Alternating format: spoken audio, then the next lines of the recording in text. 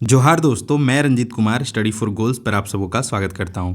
Friends, आज है 29 जनवरी 2025 और आज के इस डेली झारखंड करंट अफेयर में हम पिछले एक दो दिनों में झारखंड से बनने वाले अति महत्वपूर्ण प्रश्नों को देखेंगे और उन प्रश्नों से क्या कुछ स्टैटिक जीके सीखा जा सकता है वह भी देखने का प्रयास करेंगे।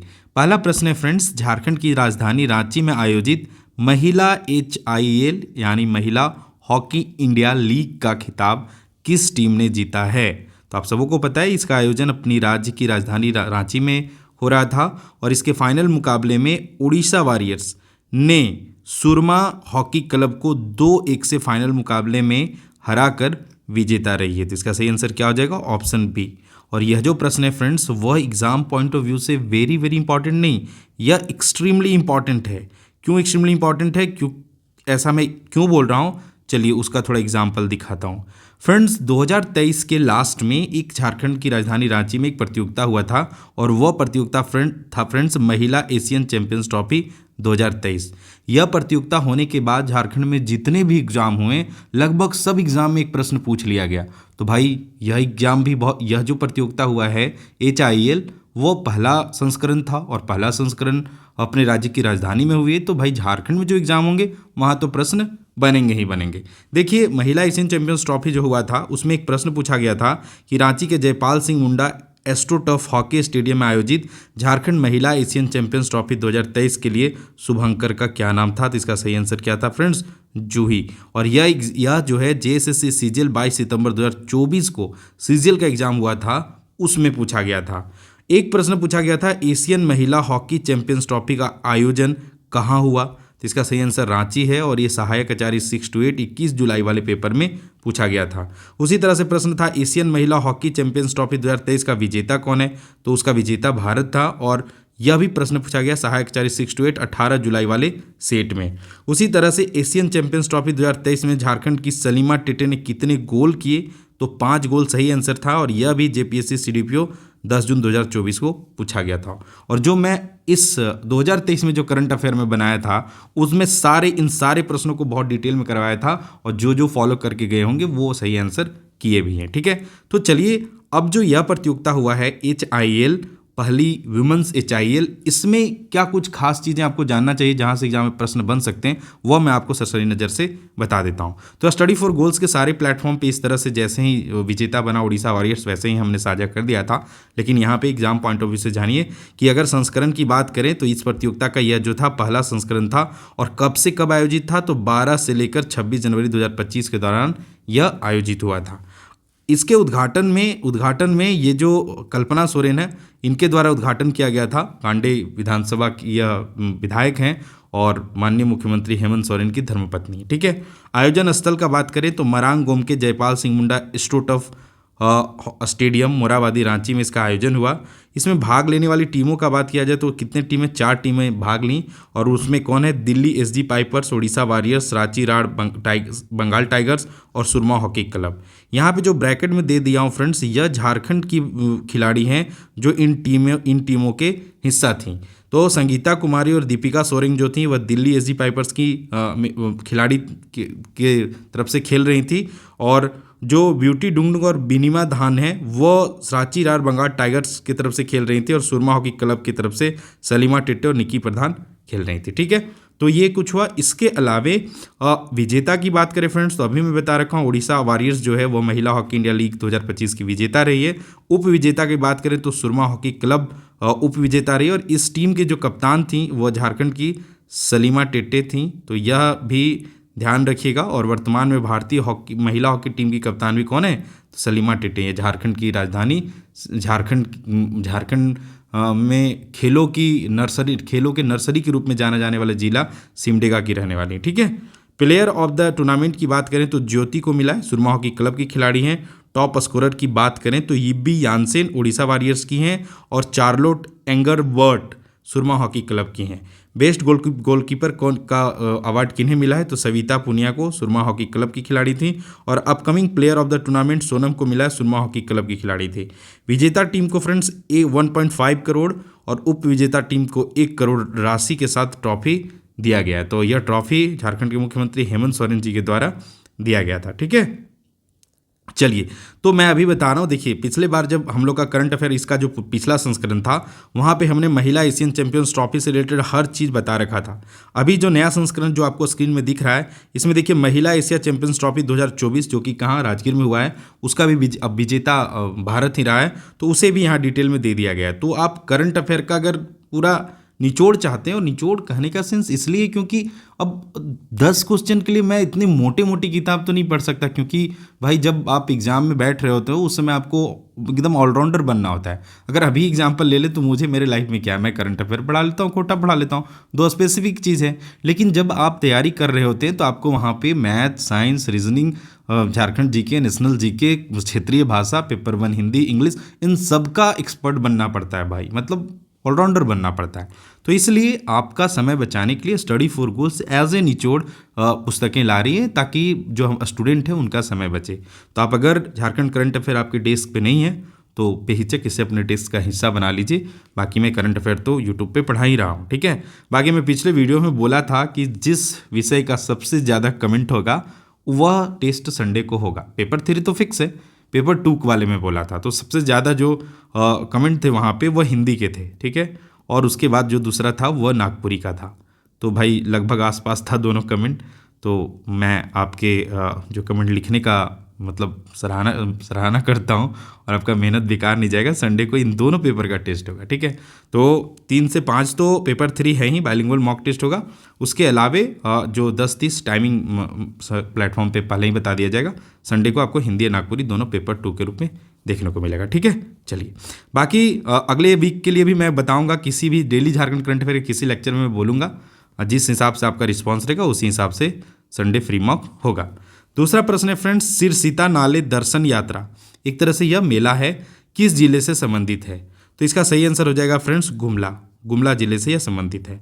अब यह इंपॉर्टेंट है एग्जाम पॉइंट ऑफ व्यू से, क्योंकि यहाँ से प्रश्न मैं जहाँ तक प्रीवियस ईयर वगैरह देखा हूँ नहीं पूछे गए हैं, लेकिन यह झारखंड के संदर्भ में या फिर झारखंड के लोगों के संदर्भ में यह एक अच्छा प्रश्न हो सकता है। तो इसको थोड़ा ध्यान रखिएगा। जो सिरसीता नाले दर्शन यात्रा मेला है वो कहाँ पे लगता है? गुमला जिले में लगता है। झारखंड पर्यटन विभाग ने गुमला के डुमरी प्रखंड के अकासी में स्थित पर्यटन स्थल सिरसीता नाले दर्शन यात्रा मेला को राजकीय मेला घोषित किया है। इस मेला में 7 राज्यों झारखंड, बिहार, छत्तीसगढ़, असम, पश्चिम बंगाल, मध्य प्रदेश व उड़ीसा के आदिवासी जुटते हैं व सामूहिक पूजा अर्चना होती है, ठीक है। बाकी और डिटेल में इस मेले के बारे में चाहिए तो एक बार गूगल कर लीजिएगा। हाल ही में लोकार्पित पुस्तक नक्षत्र के लेखक हैं। तो ये जो नक्षत्र है उनके लेखक कौन है फ्रेंड? तो विनय निरंजन द्वारा यह पुस्तक लिखी गई। और जो रांची शहीद चौक के पास एक राष्ट्रीय पुस्तक मेला लगा था, तो वहाँ पे इसका जो लोकार्पण किया गया था, ये देखिए इस तरह से लोकार्पित यह पुस्तक है। और विनय निरंजन की जो ये उपन्यास है नक्षत्र का लोकार्पण आज राष्ट्रीय पुस्तक मेला में किया गया था। तो साहित्य विमर्श प्रकाशन द्वारा प्रकाशित उपन्यास जो है वह 1992 में हुए दंगों की कहानी है, जिसने हमारे देश को तो असर डाला ही था, साथ ही पड़ोसी मुल्क भी इससे अछूता नहीं रहा था, ठीक है। तो खैर उतना ये सब रहने दीजिए। आप फिलहाल बुक का कवर पेज ये रहा और लेखक का नाम विनय निरंजन, ध्यान रखिए एग्जाम पॉइंट ऑफ व्यू से। चौथा प्रश्न है फ्रेंड्स, श्री कृष्ण लोक प्रशासन संस्थान किस जिले में स्थित है? तो यह रहा श्री कृष्ण लोक प्रशासन संस्थान। अगर आप जेपीएससी का तैयारी कर रहे हैं तो भाई अच्छे से तैयारी कीजिए। आप जब सेलेक्ट हो जाएंगे तो आपको प्रशिक्षण वगैरह यहीं पे दिया जाता है। मैं भी ह्यूमन राइट्स के कुछ प्रशिक्षण थे, यहाँ पे मैं गया हूँ और यहाँ पे भी प्रशिक्षण मेरा हुआ है। तो आप ये ध्यान रखिए कि यहाँ से प्रश्न बन सकता है कि श्री कृष्ण लोक प्रशासन संस्थान किस जिले में स्थित है। तो इसका सही आंसर हो जाएगा फ्रेंड्स रांची, ठीक है। तो यहाँ पे यह देखिए, कुछ अगर मैं स्टैटिक जीके टाइप के अगर आपको प्रश्न करवाता हूँ तो कहीं ना कहीं करंट मुद्दा से जुड़ा होता है, तभी करवाता हूँ, ठीक है।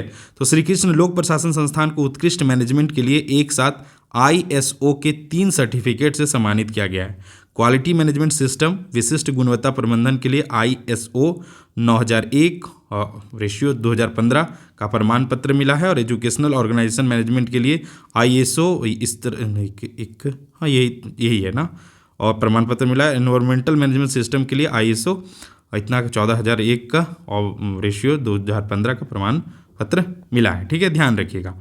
फिलहाल मुझे इतना डीप प्रश्न नहीं पूछेगा, आपसे अगर पूछेगा ही तो यह रांची वाला ही पूछा जा सकता है, तो वही ध्यान रखिए। अब पांचवा प्रश्न है फ्रेंड्स, राष्ट्रीय मतदाता दिवस कब मनाया जाता है? तो इसका सही आंसर आप सबों को पता होना चाहिए।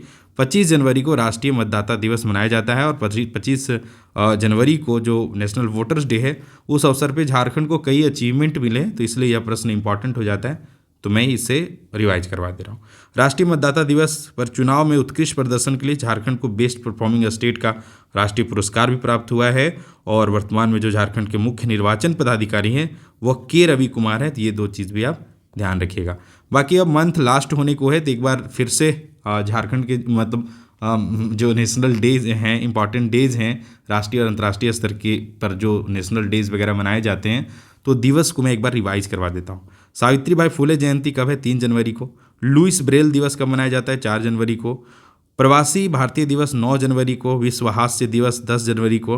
विश्व हिंदी दिवस 10 जनवरी को। राष्ट्रीय युवा दिवस 12 जनवरी को। स्वामी विवेकानंद के जन्म दिवस के उपलक्ष्य में यह 12 जनवरी को राष्ट्रीय युवा दिवस के रूप में मनाया जाता है। और ये जो लाइन है, उठो जागो और तब तक नहीं रुको जब तक लक्ष्य प्राप्त ना हो जाए, इसे अपने जीवन में आत्मसात कर लीजिए, क्योंकि एक छोटा सा जीवन मिला है, अगर यहाँ अच्छे से जीना है तो आपको फाइनेंशियली फ्री तो होना होगा। और भाई गवर्नमेंट जॉब का तैयारी कौन करते हैं? जो बिलो मिडिल क्लास वाले बच्चे होते हैं। तो भाई एकदम अपने आप को झोंक के रखिए, जब मौका मिलेगा एकदम चौका लगा लेना है। थल सेना दिवस 15 जनवरी को। पराक्रम दिवस 23 जनवरी को। राष्ट्रीय बालिका दिवस 24 जनवरी को। अंतर्राष्ट्रीय शिक्षा दिवस 24 जनवरी को।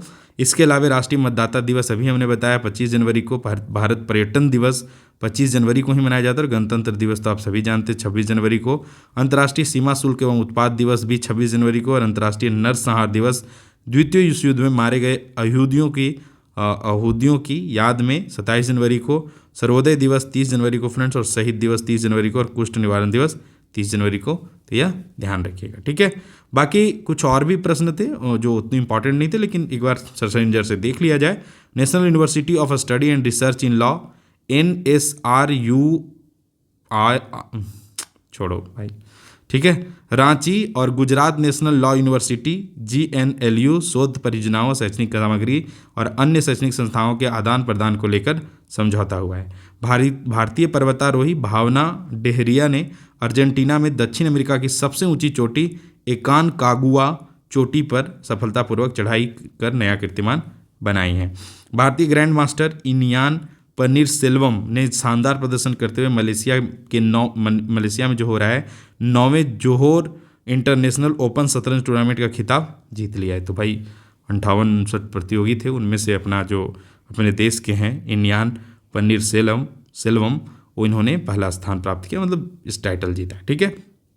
तो ये थे कुछ करंट अफेयर। इसके अलावा फ्रेंड्स, अगर आप उत्पाद सिपाही और आने वाले जो भी एग्जाम है, क्षेत्रीय कार्यकर्ता, इन सब के लिए सामान्य विज्ञान और झारखंड जीके का एकदम बेस्ट वाला तैयारी करना चाहते हैं हार्ड कॉपी के थ्रू, तो इन दो पुस्तकों जरूर कंसीडर कर लीजिएगा। इन दोनों पुस्तकों में जितने भी एग्ज़ाम हुए हैं झारखंड बनने के बाद, उन सारे एग्ज़ाम के जो प्रश्न हैं वो वन लाइनर फॉर्म में प्रीवियस ईयर बहुत अच्छे से लास्ट में दिया गया। साथ ही यहाँ पे 50 प्रैक्टिस सेट है, यहाँ भी 50 प्रैक्टिस सेट है, और हर प्रैक्टिस सेट के बगल में जो इंपॉर्टेंट की पॉइंट्स होते हैं वह भी दिया गया। तो इन सब से गो थ्रू होके रखिए, एग्जाम में आपको डायरेक्ट प्रश्न यहाँ से देखने को मिलेंगे, जैसे JSSC CGL में सामान्य विज्ञान से देखने को मिले थे, ठीक है। बाकी हर दिन की तरह आज भी आपके लिए क्वेश्चन ऑफ द डे, जिसका आंसर कहाँ करना है आपको कमेंट बॉक्स में करना है। तो प्रश्न है, छोटा नागपुर काश्तकारी अधिनियम यानी टेनेंसी एक्ट किस वर्ष पारित किया गया था? तो यह PYQ प्रश्न है, प्रीवियस ईयर में पूछा गया है। आपके पास ऑप्शन 1902, 1905, 1908,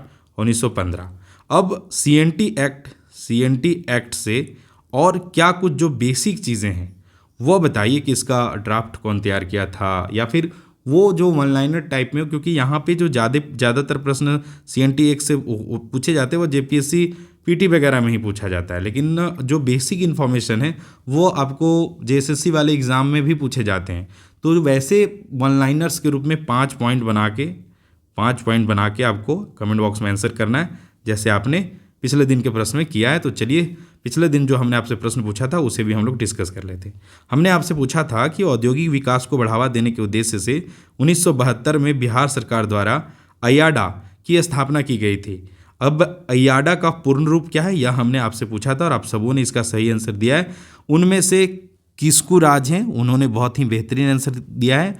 उसके अलावे अगस्ती कुमारी हैं और एक कौन है तो जयराम कुमार हैं, तो इन्होंने बहुत बेहतरीन तरीके से आंसर दिया है, तो इसलिए मैं शामिल किया हूँ। अब मैं बोला था कि इसका सही आंसर तो आप सभी जानते हैं Adityapur industrial area development authority है, लेकिन मैं आपको कहा था कि इसके अलावे आपको बताना है कि झारखंड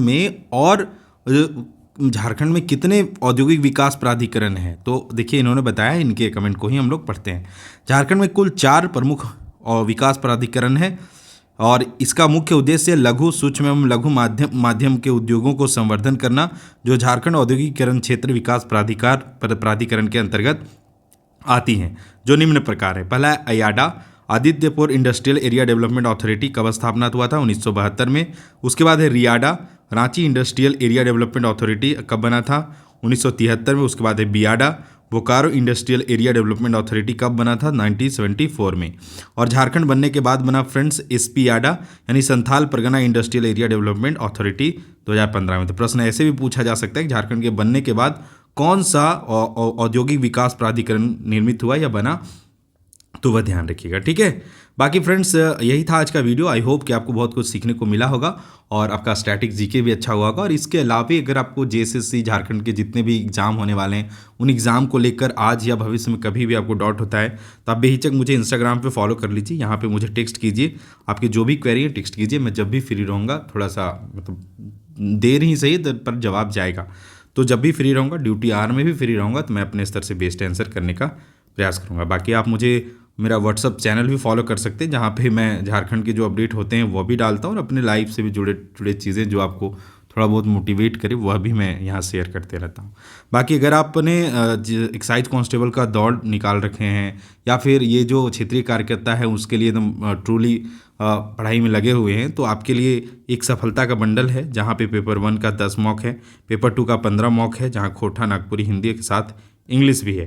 तो ये 4 विषय आपको देखने को मिलेंगे। साथ ही पेपर 3 के 25 मॉक यहाँ पे बाइलिंगुअल है, और जो संडे को फ्री मॉक होता है वह भी हम इसमें जुड़वाते जा रहे हैं, ताकि जो छूट जाए वो जो कोर्स से जुड़े हों वो बच्चे यहाँ पे टेस्ट दे सकें।